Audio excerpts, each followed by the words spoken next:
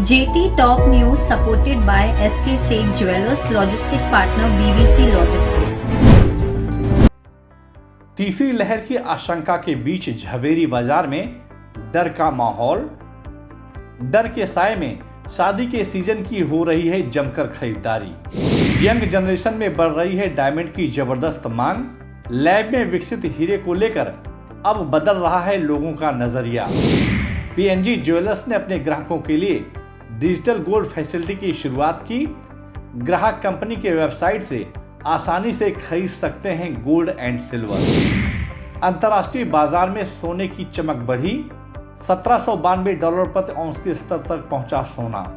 काफी उतार चढ़ाव के बीच मुंबई शेयर बाजार में बढ़त कायम।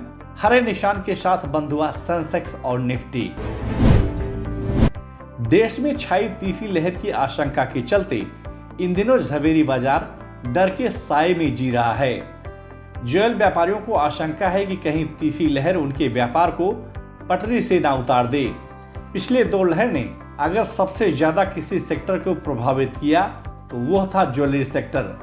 हालांकि लॉकडाउन खत्म होने के बाद ज्वेलरी इंडस्ट्री में कारोबार काफी तेजी से आगे बढ़ा, लेकिन अब एक बार फिर ज्वेलरी सेक्टर को तीसरी लहर का डर सताने लगा है। जेम्स एंड ज्वेलरी का बिजनेस इंडिया में अच्छा रहेगा। मैं कॉशियसली ऑप्टिमिस्टिक हूँ। मार्च से हमारा बिजनेस पहले जैसा फिर से शुरू हो जाएगा, ऐसी मेरी धारणा है। पिछले एक वर्ष में विश्व बाजार में जिस तरह से डायमंड की मांग देखी जा रही है, उससे अंदाजा लगाया जा रहा है कि आज का यंग जनरेशन हीरे को काफी पसंद कर रहा है। एक रिपोर्ट के मुताबिक हीरे की मांग को पूरा करने के लिए इन दिनों लैब में कृत्रिम हीरे को तैयार किया जा रहा है, जो प्राकृतिक हीरे की तरह चमकदार और पारदर्शी भी है। बाजार के जानकारों के अनुसार लैब में विकसित किए जा रहे कृत्रिम हीरे आने वाले दिनों में हीरे को देखने के नजरिए में बदलाव ला सकता है, क्योंकि लैब में विकसित हीरा प्राकृतिक हीरे की तुलना में काफी सस्ता और टिकाऊ है। मुंबई झवेरी बाजार में इन दिनों तीसरी लहर की आशंकाओं पर चर्चा जोरों से है। यही वजह है कि पिछले एक हफ्ते में गोल्ड के व्यापारी द्वारा सोने की खरीदारी में 25% की गिरावट देखी जा रही है। झवेरी बाजार के व्यापारियों के अनुसार उनके पास जो गोल्ड है उसे वह क्लियर करने में लगे हैं। अंतर्राष्ट्रीय बाजार में सोने में भारी उतार चढ़ाव के बीच वह ज्यादा रिस्क नहीं ले सकते। हालांकि 15 जनवरी से देश में शादियों का सीजन शुरू हो रहा है।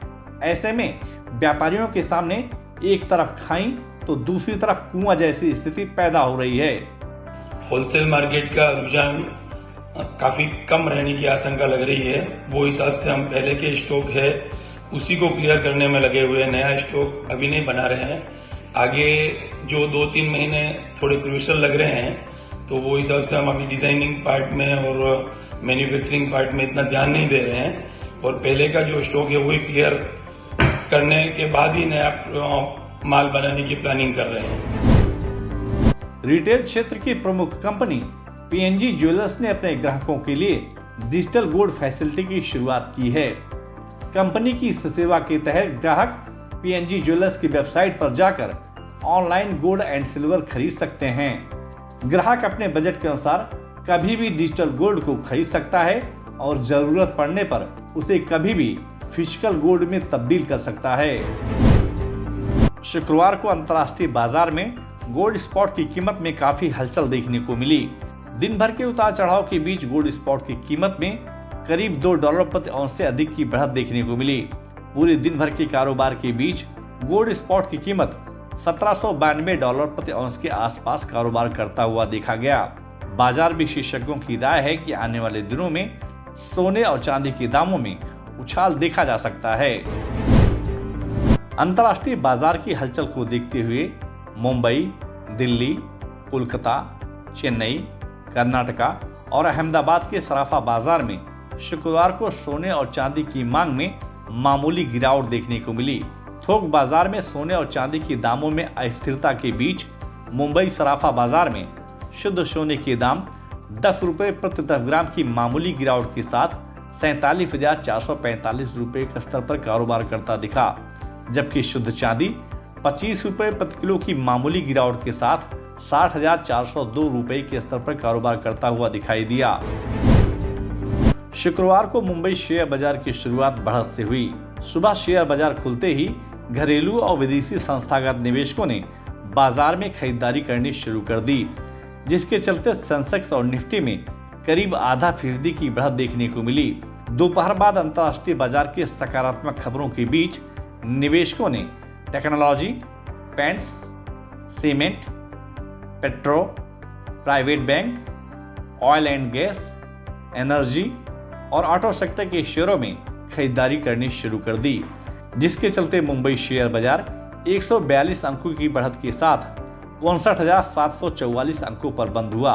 वहीं निफ्टी दिन भर के कारोबार के बीच 66 अंकों की बढ़त के साथ 17,812 अंकों पर बंद हुआ। बाजार के जानकारों के अनुसार अगले सप्ताह मुंबई शेयर बाजार में बिकवाली का दबाव देखा जा सकता है। जेटी टॉप न्यूज के इस एपिसोड में बस इतना ही। आपको यह न्यूज कैसी लगी और आपके क्या सुझाव हैं, हमें कमेंट बॉक्स में जाकर शेयर जरूर करें। और अगर अभी तक आपने जेटी टॉप न्यूज को सब्सक्राइब नहीं किया तो आप तुरंत सब्सक्राइब, लाइक और शेयर जरूर करें, जिससे आप तक ज्वेलरी इंडस्ट्री की अपडेट खबरें पहुंचती रहें। JT Top News supported by SK Seth Jewelers Logistic Partner BVC Logistics।